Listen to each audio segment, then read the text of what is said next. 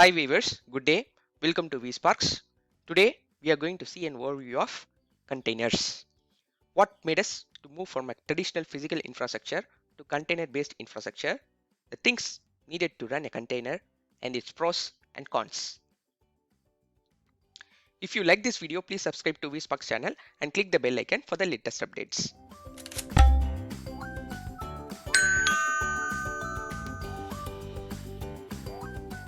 This is the agenda of this video. We are going to discuss on these topics in this video.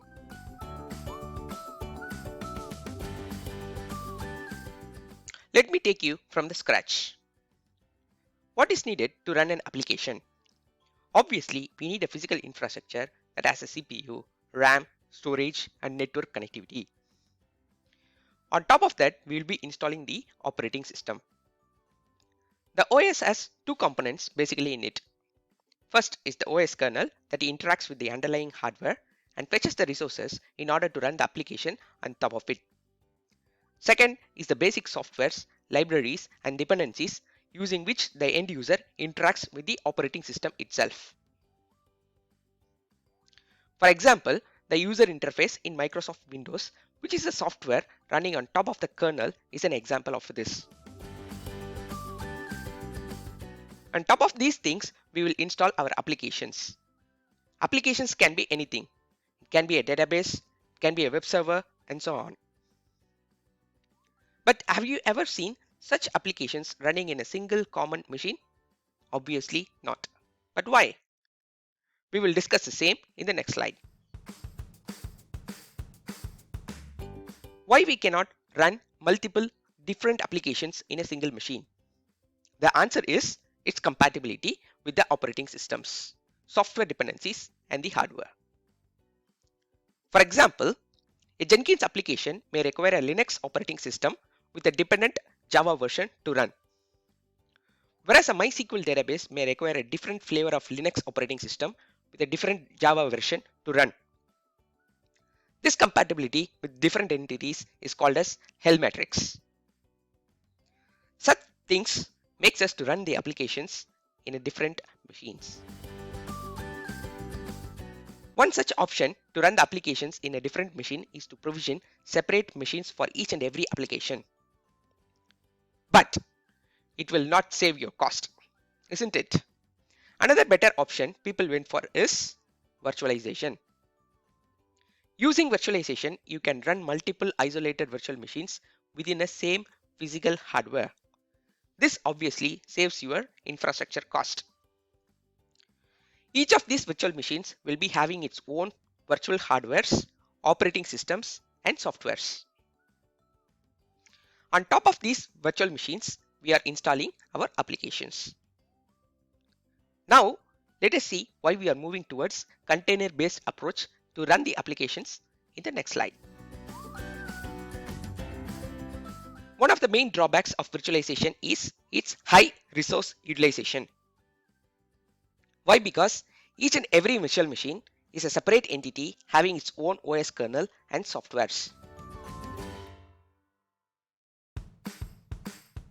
This consumes most of the underlying physical hardware resources, leading to more resource utilization. Obviously, most of the resources are consumed by the operating system kernel. Let us see how to overcome this problem using containers.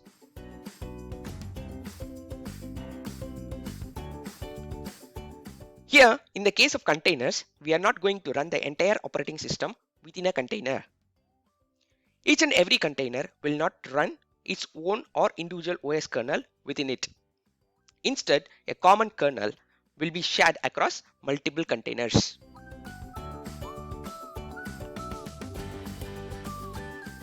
Containers only run the necessary softwares and binaries required to run the application on top of it.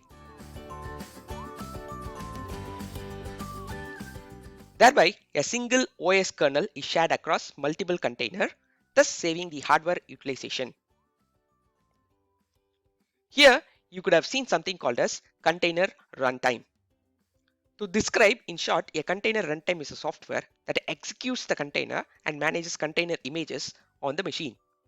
It is also called as container engine. The most widely used container runtime is Docker. there are others as well. But how is this possible? We'll see in the next slide.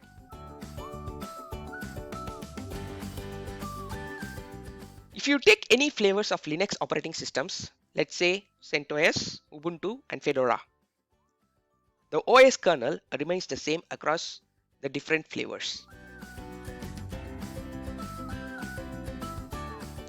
It is actually the softwares and binaries that differentiate these operating systems. This led to the evolution of containers. Let us learn a bit more about containers. What are containers? Container images, container runtime, and its pros and cons. A container is a standard unit of software that packs up all the application code and all its dependencies so that the application runs quickly and reliably from one computing environment to another.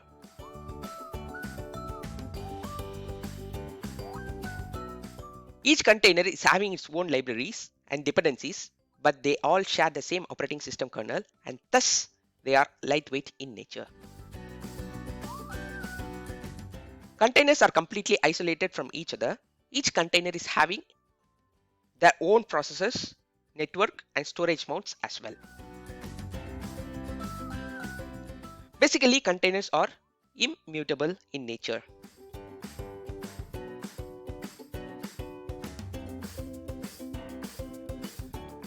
Now, container images. To run a container, you need a template called container image. There are many containerized applications available in Docker Hub in the form of templates called images. A container image is a lightweight, standalone, ready-to-run software package that includes everything needed to run the application except the OS kernel. These container images become containers at the runtime. You can construct your own images for your applications as well.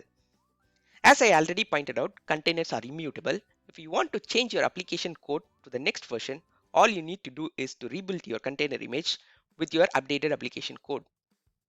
Once this is done, you can redeploy your containers with the updated image.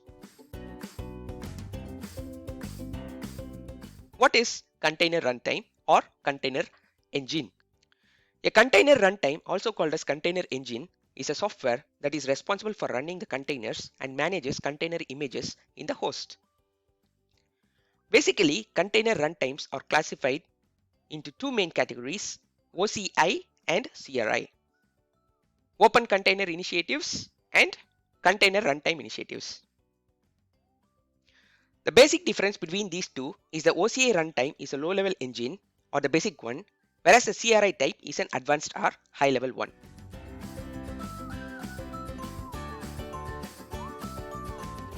Next is our pros and cons of containers. These are some pros and cons of containers.